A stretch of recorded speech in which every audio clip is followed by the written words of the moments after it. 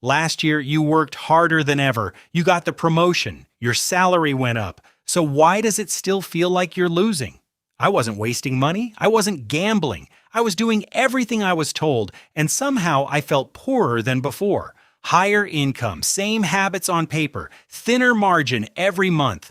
I started wondering if I was just bad with money. If everyone else had figured this out and I was the only one drowning in plain sight, it turns out the opposite is true. Almost everyone in the middle class walks into the exact same trap, and most people never realize it happened because the trap doesn't feel like a trap. It feels like progress. Nobody wakes up one morning and decides, I'm going to trap myself. It happens one tiny decision at a time, but underneath it all, there's a mechanism. And once you see it, you'll start noticing it everywhere. In your bank account, in your friends' decisions, in every advertisement ever written. Your brain has a survival feature that worked perfectly 10,000 years ago and is quietly destroying your finances today.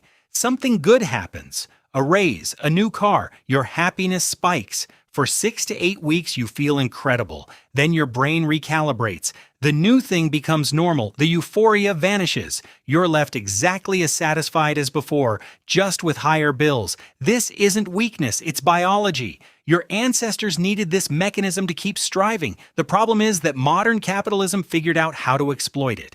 The system profits when people stay on this treadmill, and entire industries are engineered to keep you there. It never is. It never was. But the payments keep going out. You're earning more than ever, and yet the anxiety is louder. The life that was supposed to feel like winning now feels like a hostage situation where you're also the negotiator.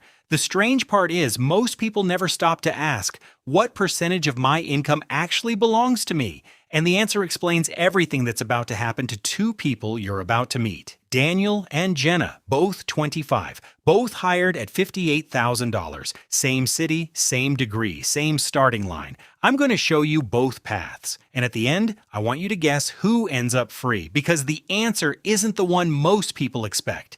Daniel got promoted, co-workers congratulated him, someone bought a cake, and then he did exactly what successful people are supposed to do. He moved from a $900 shared apartment to a $1,450 one-bedroom. 2 years later, $78,000. He leased a $420 a month SUV. His eating out budget climbed to $600. Gym membership, streaming stack, furniture, a dog, none of it extravagant. Every choice had a justification, just the quiet gravity of, I can afford it now. But before you judge Daniel, ask yourself if you'd have done anything different. By year 6, Daniel made $92,000 and saving $340 a month, 4.4% of his income. He looked successful. He felt trapped. Now Jenna, same salary, same 6 years. But she stepped off the treadmill before it started. She'd watched her parents lose a house in 2008. Something in her never trusted a big mortgage. When she hit $65,000, her rent stayed at $950. Her $8,000 used Honda stayed in the driveway. Her friends teased her, live a little. Her mom worried she was struggling. She felt awkward at dinners, ordering water while everyone drank cocktails. But here's what nobody saw.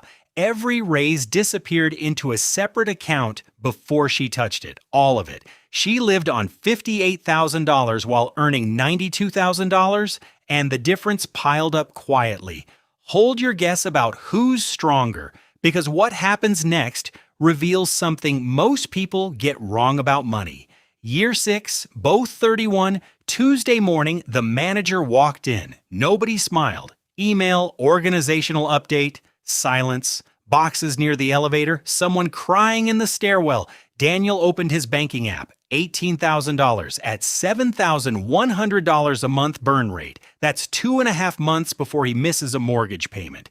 Jenna opened the same app, $142,000. Monthly expenses, $3,100, nearly 4 years of runway. Same salary, same trajectory, radically different outcomes. That wasn't luck. That was a gap, invisible, unsexy, and more powerful than any raise either of them ever received. So why did one become free while the other became trapped? The answer isn't income, isn't discipline.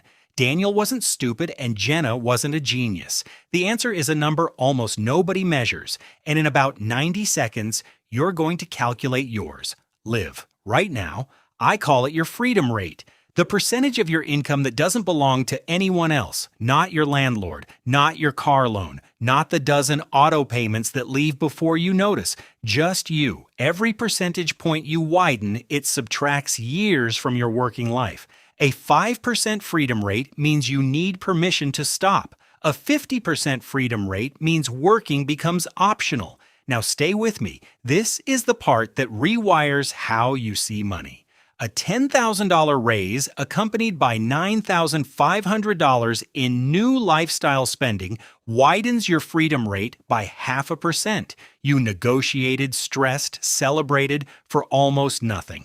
Daniel did this 3 times. 3 raises. His freedom rate barely moved. Meanwhile, cutting $500 from monthly expenses widens your freedom rate by more than the raise did. No negotiation, just a decision. That's what Jenna understood. Spending less is mathematically more powerful than earning more, because earning usually brings spending with it. They hold hands, they arrive together, and most people never learn to separate them. I want you to do something almost nobody ever does. Open your banking app.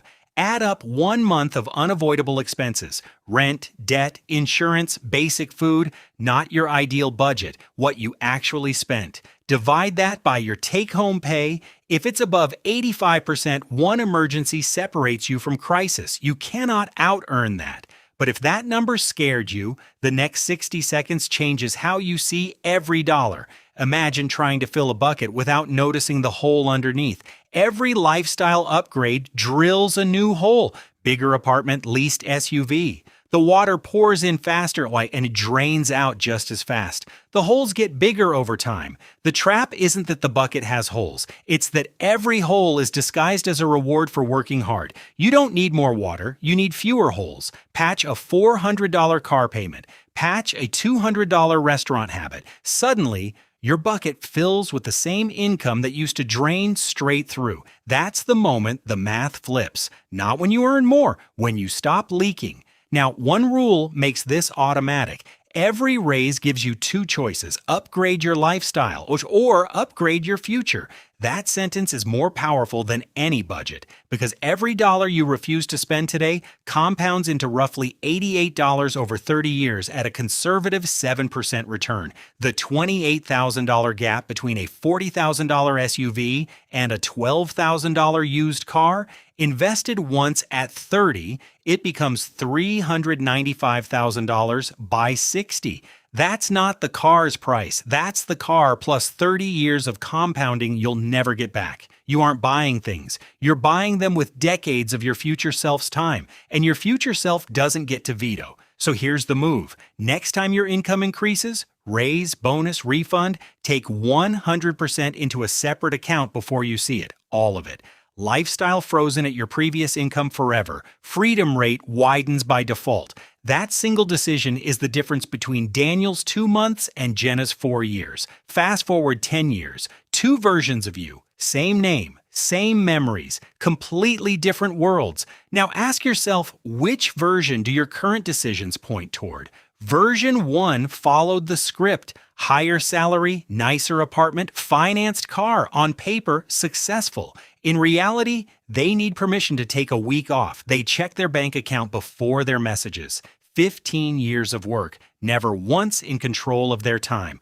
Version 2 made the uncomfortable choice, said no to the upgrade, kept the car, let raises pile up invisibly. Nobody looks at them and thinks that person has money. But they wake up and choose what they do with their day. Not because they retired at 35, but because they widened the gap enough that working became optional. They can say no. They can walk away. Financial freedom isn't created by income. It's created by control. And control starts when you stop asking, how much can I afford to spend? And start asking, how much of my life am I willing to trade? Because that's what every purchase is, a trade. Life hours converted into stuff. And most people have no idea what exchange rate they're getting. Nobody wakes up trapped. They wake up comfortable. Then comfortable becomes expensive. Expensive becomes normal. And normal quietly becomes a prison. Next time, We're going to talk about the day the prison gets bigger, the day you get a raise. Once you watch someone take the wrong road in real time, you'll never look at a promotion the same way again. We're answering that next. If you enjoyed this video, subscribe to Clever Finance.